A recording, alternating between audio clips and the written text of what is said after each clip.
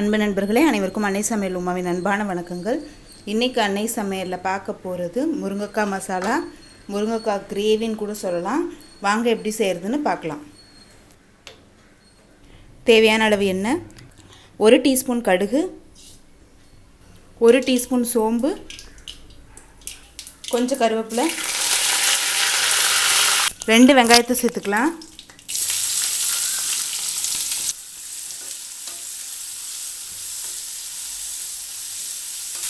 பொடியாக நறுக்கின பூண்டு,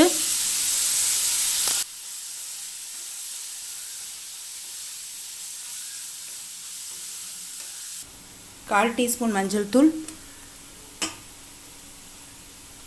2 டீஸ்பூன் மிளகாய் தூள்,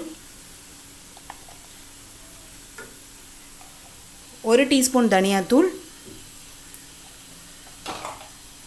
1 டீஸ்பூன் குழம்பு மிளகாய் தூள்,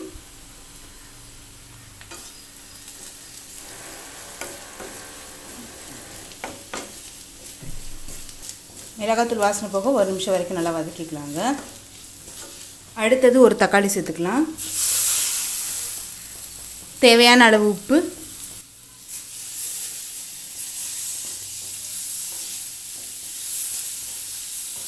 அடுத்தது இதில் 3 முருங்கைக்காய் சேர்த்துக்கலாம்.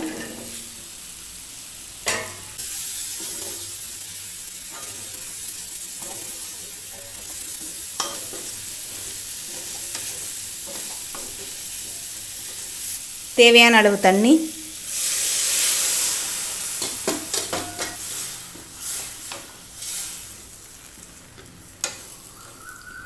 இப்போ மூடி போட்டு முருங்கைக்காய் வேகிற வரைக்கும் வெயிட் பண்ணலாம்.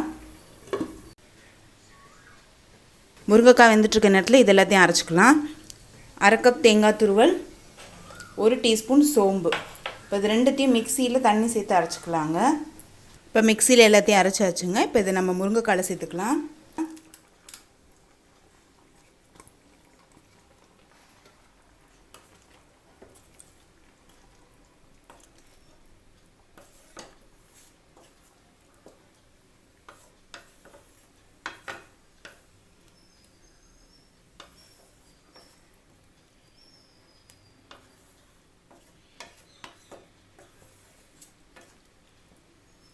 தேங்காய் சேர்த்துட்டு ஒரு 5 நிமிஷம் ஸ்லோலே வச்சிடலாம்.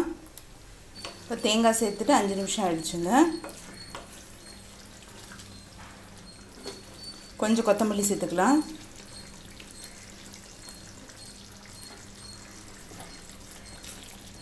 இப்போ முருங்கைக்காய் மசாலா ரெடி ஆகிடுச்சு. சர்வ் பண்ணிடலாம்.